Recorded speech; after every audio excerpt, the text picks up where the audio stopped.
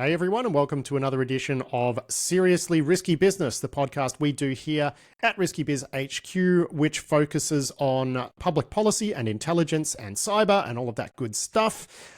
This podcast and all of this Seriously Risky Business work is supported by the William and Flora Hewlett Foundation and Lawfare Media. I'm of course joined by our public policy and intelligence editor, Mr. Tom Uren. Hello, Tom. G'day, Pat. How are you?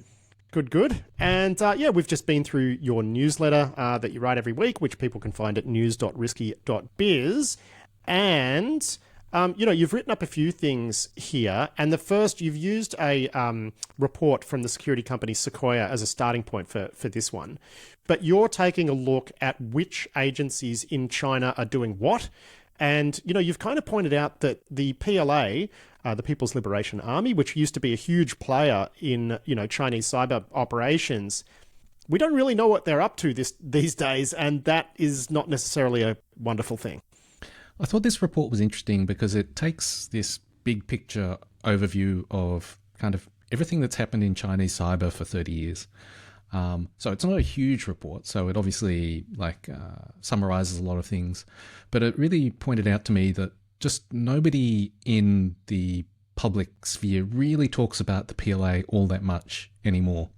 And, going back 10 years, they used to be the main cyber force. So the kind of top line reading of their report is that the MSS, the Ministry of State Security, has taken over. But they do have a section about the PLA where they say, there've been reorganizations, and their theory is that you don't see them because they're now focused on military targets.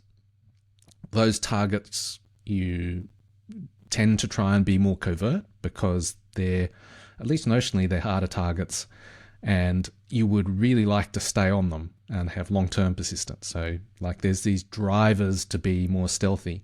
And then also those targets are less likely to say, oh, hey, yeah, we got hacked. We got owned. They just tend not to do that. So that is their theory, which makes a lot of sense to me. That's why they've just totally disappeared. So it seems like there was a reorganization. The MSS got all the, go steal the IP. That seems like a Ministry of State Security type job. Well, and that used to be, as you point out, the PLA's wheelhouse, right? Yeah. So you go back to, when was it, 2013 or whatever, when Mandiant released the APT1 report, which for those who weren't around back then and paying attention, it was a very big deal. It was the first time that we'd seen APT activity, attributed in this way, not only to a government, but to Unit 61938, 61398, and here's the building and here are the people who, serve in the unit. So that report was huge. And of course, APT1 back then was doing a lot of IP theft. It was just that particular unit that was just, wholesale IP theft. Like the connectivity going into that building was insane. There was nothing stealthy about it. Yeah. So now MSS, I'm sure they're doing a lot of IP theft still, but they do all of your sort of traditional espionage sort of stuff, right? Sort of the stuff that you would task ASD here with, or NSA in the US. There's a lot of intelligence collection there. That's MSS now. So what on earth are PLA doing? It's hard to know, right? So that particular report also talks about the size of the organization, and they talk about dozens to hundreds of hands-on keyboard operators and perhaps hundreds to thousands of staff. So that's based on the size of the building that they were in, and also the amount of concurrent operations they could do and the amount of operations they'd done over time. So that is a lot of people to just not do any more hacking. They're hacking somewhere is the theory. And so their conclusion is, we think, based on what we see, is that they're going after these harder military targets. So the other group that's popped up recently is Volt Typhoon, which fits the bill exactly for that hypothesis. It's a group that's targeting US critical infrastructure. It doesn't seem to be interested in intelligence. It looks like it's just there to be able to disrupt it at the right moment if needed. The theory is that the right moment might be a conflict over Taiwan. And so and you've pointed out here too that the Washington Post cites officials Yep. saying that Volt Typhoon is linked to the PLA, but I think this is kind of your whole point in this whole thing, which is, okay, that's one citation, but there's not really much available publicly that confirms that the PLA is behind Volt Typhoon, which is uncharacteristically stealthy for a Chinese operation, which traditionally they haven't really cared about attribution. And even now, like, we can look at Volt Typhoon, we can attribute it to China, we can cluster that activity together, but we just haven't seen that granular attribution to an actual agency, which suggests perhaps OPSEC is a bit more of a priority these days.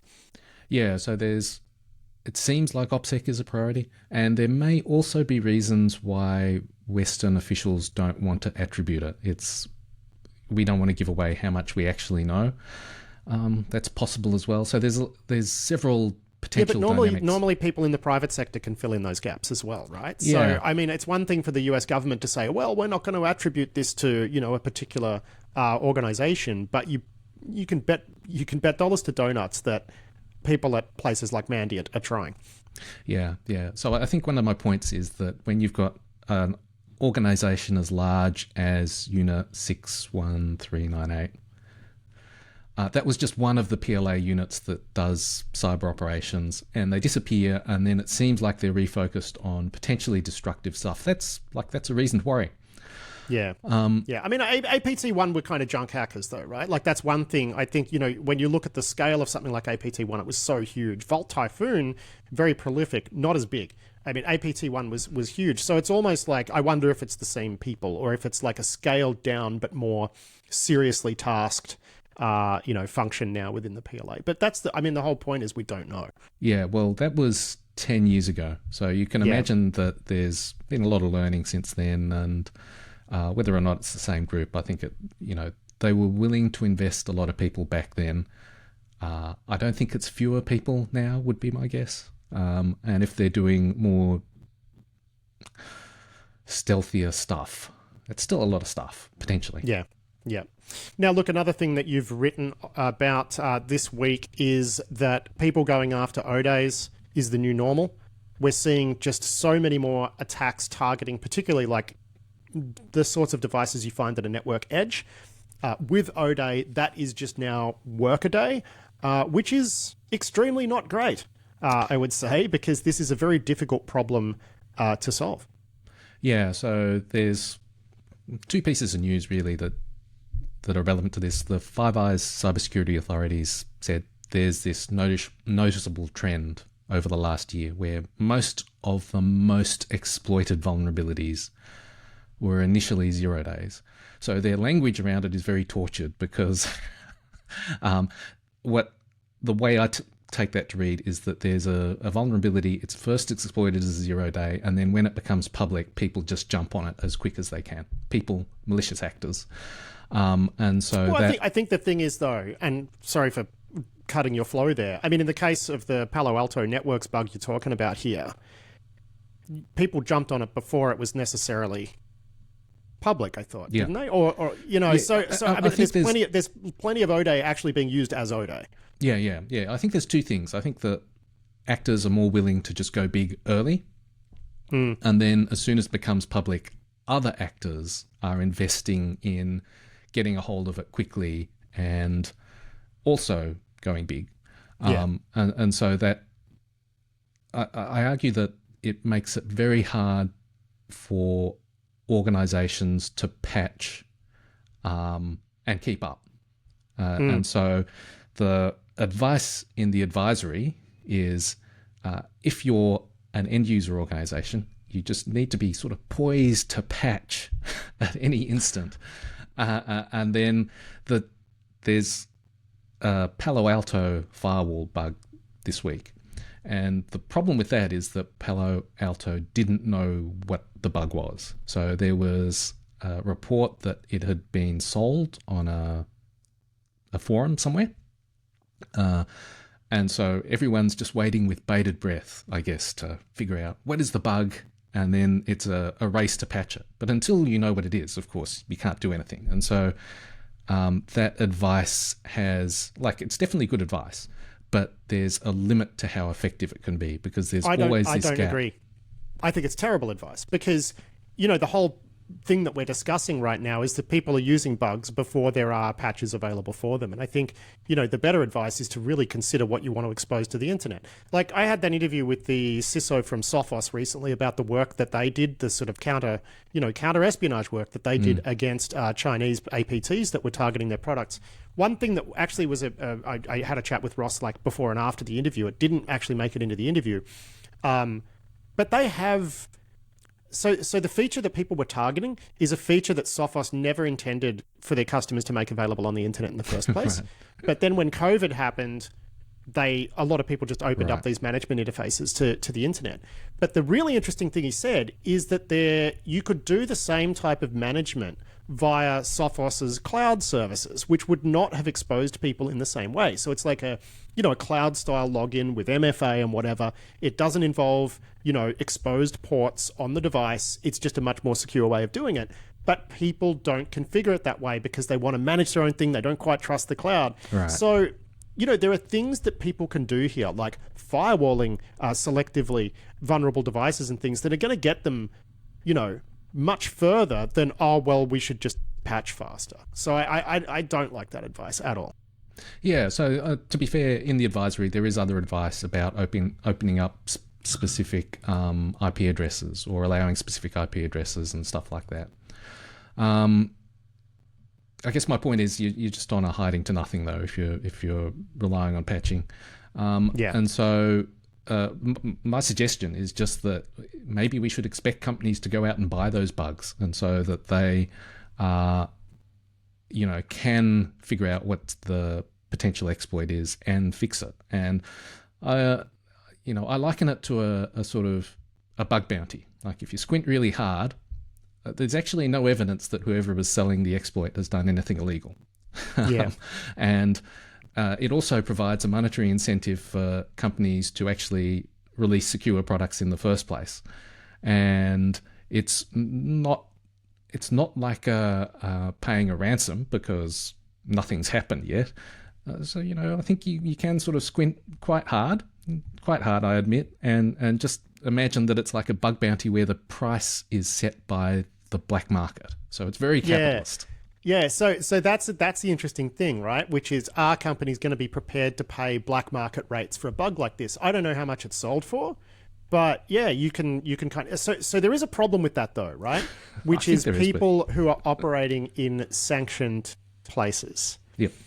How do you pay someone in Russia, for example, for this type of information?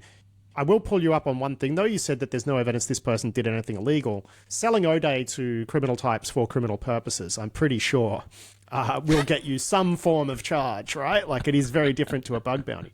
But I think the wider point that you're making here is that, whatever someone paid for this bug, there's been a lot more damage caused to the vendor than would have been caused by them just buying it, right? And I don't know how comprehensive a solution this will be, but trying to draw people doing this sort of research for illicit purposes and channel them into more legitimate things like bug bounties would be a positive thing. And you're right. The thing that stops them from doing that is that when you have the vendors setting the prices for bugs, they can't compete with the black market. So maybe the lesson here is we need to go a little bit free market here and let the black market set the prices. Yeah, that's my suggestion. And it's not like Palo Alto Network can't afford it, right? I had a look and I couldn't find a bug bounty for Palo Alto's devices. I could find it for its website. That doesn't mean it's not there. I just couldn't find it immediately. So, who knows? Yeah, point well made. They're just a clown car at the moment, the likes of Palo Alto Networks and Fortinet and whatever. Get that stuff off the internet if you can. Tom, Uren, we're going to wrap it up there. Once again, you can find Tom's full write-up at news.risky.biz. A pleasure to chat to you as always, my friend, and we'll do it again next week. Thanks, Patrick.